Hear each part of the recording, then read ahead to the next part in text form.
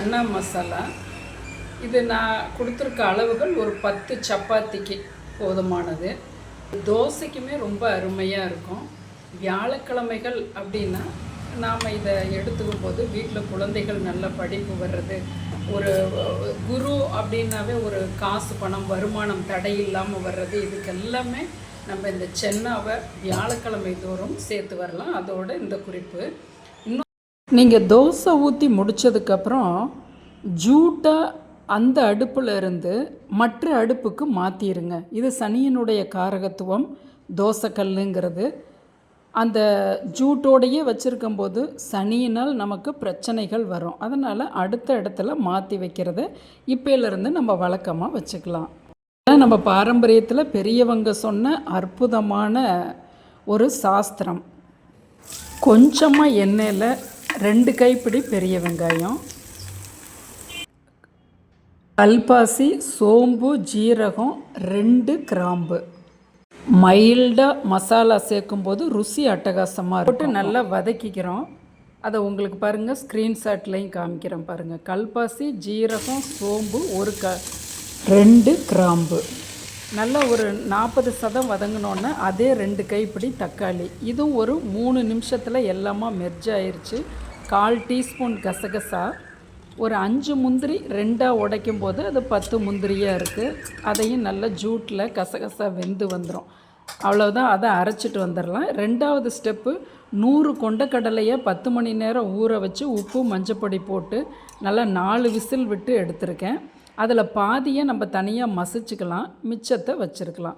இப்போ அதிகமாக எண்ணெய் ஊற்றுறோம். 3வது ஸ்டெப்பு, 3 டேபிள் ஸ்பூன் எண்ணெய், ஒரு பிரிஞ்சி இலை போட்டிருக்கேன், ஒரு மராத்தி மொக்கு, 2 ஏலக்காய், ஒரு பட்டை, ஒரு பச்சை மிளகாய், இஞ்சி பூண்டு விழுது 1/2 டீஸ்பூன், கருவேப்பிலை. 20% ஃப்ளேமில் நல்லா வதக்கி கொடுக்குறோம்.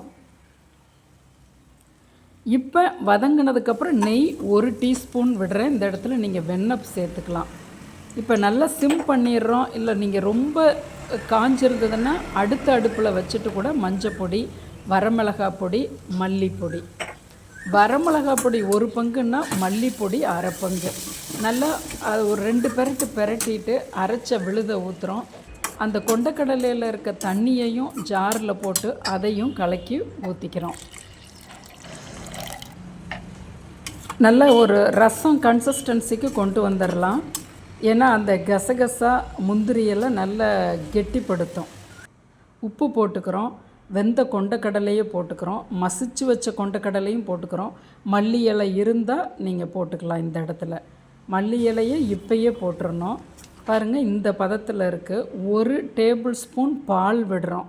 காய்ச்சின பால், காய்ச்சாத பால் எது வேணாலும் போட்டுக்கலாம். ஒரு 2 பிஞ்சு சர்க்கரை,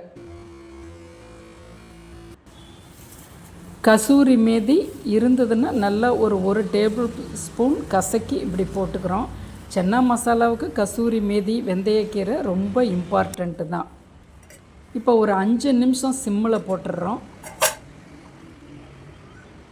ஒரு எலுமிச்சம்பழம், இப்போ நம்ம 100 கடலை எடுத்தோம் இல்லையா, அதுக்கு ஒரு 20 சொட்டு பிழிஞ்சு விட்டு நம்ம சர்விங் பவுலுக்கு மாற்றிடுறோம். நம் சேனலை சப்ஸ்கிரைப் பண்ணுங்கள், ஷேர் பண்ணுங்கள்.